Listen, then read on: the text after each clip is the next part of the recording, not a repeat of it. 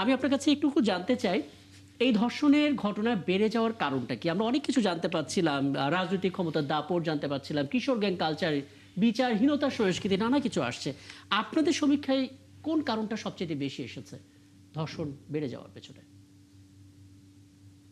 আমাদের তো এটা আমরা ধারাবাহিক সমীক্ষা প্রত্যেক বছরই করে থাকি একটা, সেটাই ধারাবাহিকতা এবারেরও সমীক্ষাটা। এবং আমাদের সমীক্ষাটা কিন্তু খুব একটা আমাদের সূত্রের যে সোর্স সেটা তো খুব সীমিত এরিয়া। সেটা হচ্ছে পত্রিকাতে যে সমস্ত নিউজ ছাপা হয় ধর্ষণের বিষয়ে, জি, জি। সেরকম 14টি পত্রিকা, এবং সাম্প্রতিককালে আমরা সেই 14টি পত্রিকা নিয়েই আমরা কিন্তু এইটা করি।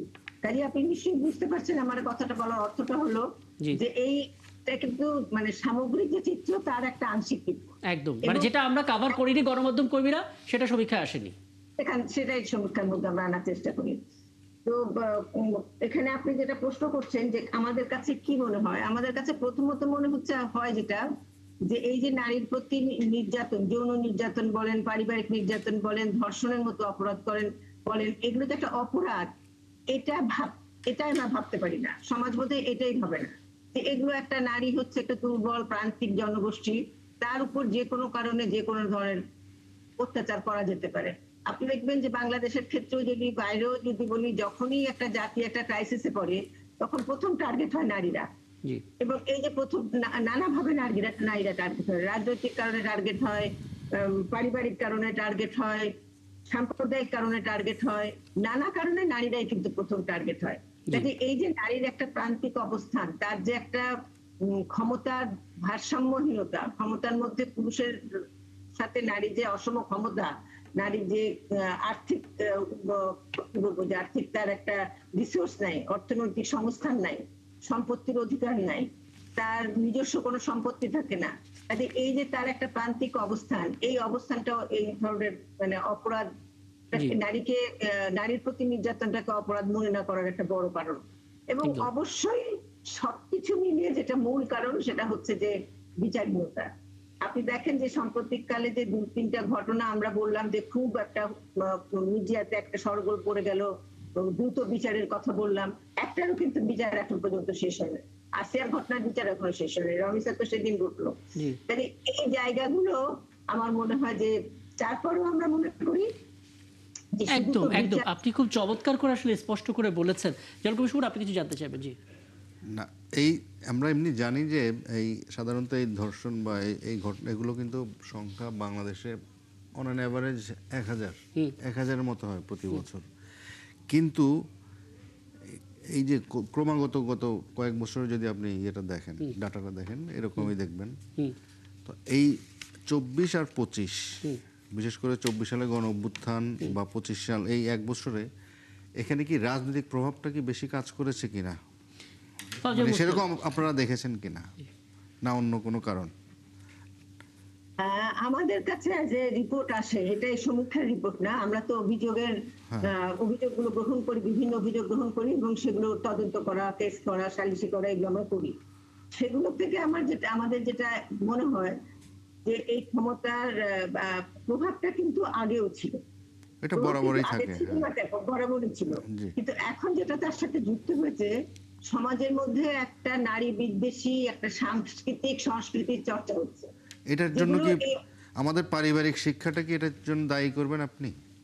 পারিবারিক শিক্ষাকে দায়ী করবো না আমি। কারণ পারিবারিক শিক্ষার চেয়ে বড় কথা হচ্ছে সমাজের মধ্যে একটা নারী বিরোধী সংস্কৃতি, একটা সাংস্কৃতিক সাম্প্রদায়িক সংস্কৃতিকে লালন করার চেষ্টা করা হচ্ছে।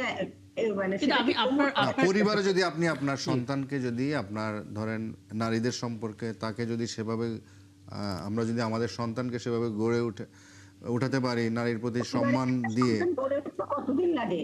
পরিবার কি কাঁচের ঘরের মধ্যে রাখবেন?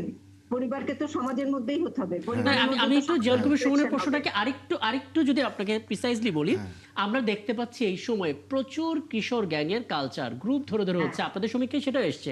এই তরুণরা যদি পারিবারিক শিক্ষাটা পেত, অন্তত এই কালচারে তারা যেত না। মানে এটা কতটা মাথা ব্যথা তৈরি করছে আসলে?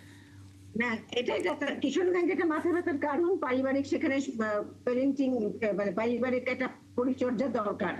এই কিন্তু তো এটাই আমার কথা বলেছিলাম। হলো যে এই পারিবারিক পরিচর্যাটা তখনই ইফেক্টিভ হবে যখন আপনি দেখবেন একটা ইয়াং বয়সের ছেলে যদি দেখে যে ক্ষমতা হাতে থাকলে সবকিছু যে কোনো অপরাধ করে ফেলা যায়, অপরাধ জি তো অপরাধ বলে গণ্য করে না। জি তখন কোন পরিবারের সন্তান তার মা বাবার সাথে থাকবে, আর ওই যারা তাকে মদত দিচ্ছে স্বার্থান্বেষী গোষ্ঠী একদম তার পিছনে দৌড়াবে। একদম। তাহলে আপনি আমাদেরকে এককভাবে বললে হবে না, এটা একদম পরিবারের আপনি আপনি তাহলে কি সুপারিশ করবেন আপনাদের ওই জায়গা থেকে? 20টা সুপারিশের কথা আমরা শুনতে পাচ্ছিলাম, কয়েকটা যদি জানি সবচেয়ে গুরুত্বপূর্ণ। আমরা প্রথম যেটা বলতে চাই সেটা হচ্ছে যে আমি আমার গণমাধ্যমকে যেটা অনুরোধ করব যে আমরা দেখি যে যখন ধর্ষণের কোনো খবর ছাপানো হয় সেখানে ভিকটিমকে নানাভাবে মানে তার যে করুণ অবস্থা সেটাকে তুলে ধরা হয়।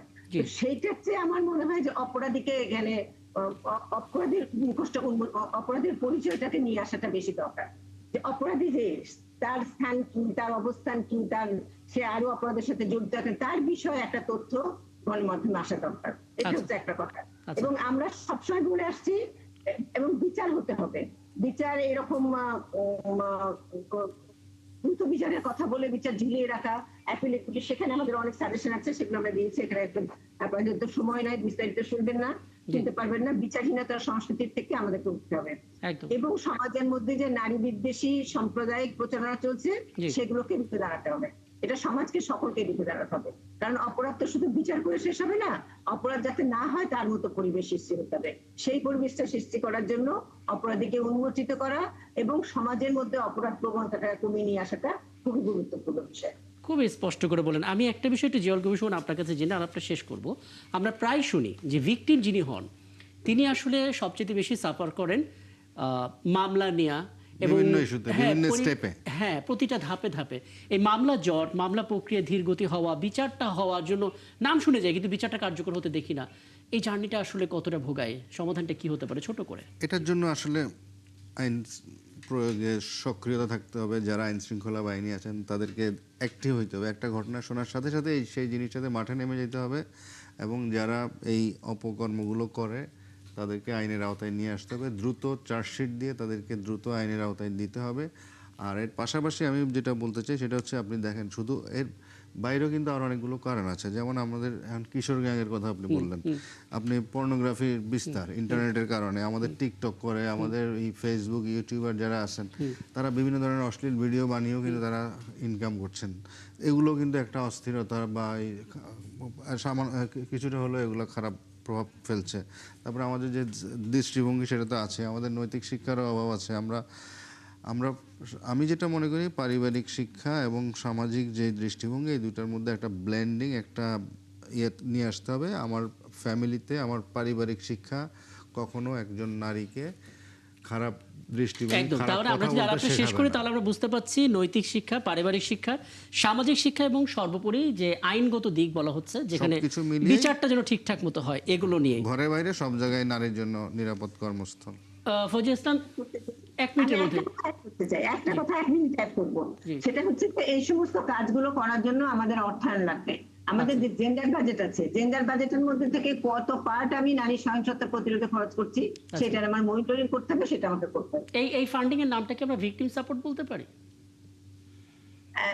নারীর প্রতি সহিংসতা প্রতিরোধ বলবো আমরা, ভিকটিম সাপোর্ট বলার চেয়ে নারীর প্রতি বুঝতে সহিংসতা পারছি। প্রতিরোধ তার মানে আমরা হ্যাঁ সবগুলো ফেজেই লাগাতে পারবো। বুঝতে পারছি। অনেক ধন্যবাদ আপনাদের দুজনকে আমাকে সময়টা দেওয়ার জন্য, এবং নিশ্চয়ই পরবর্তীতে আরো কথা হওয়ার সুযোগ হবে আপনাদের সঙ্গে এবং নতুন নতুন বিষয় নিয়ে কথা হবে এবং তখন অন্তত এই সমীক্ষাটা কিছুটা হলো আশাব্যঞ্জক হবে সেই প্রত্যাশা থাকবে। এবং দর্শক আপনাদেরকে ধন্যবাদ, একটি দীর্ঘ সময় আমাদের সঙ্গে ছিলেন। আগামীকাল নতুন ইস্যু নিয়ে আবারও আমরা হাজির হবো ৭১ জানালে। থাকবেন আমাদের সঙ্গে।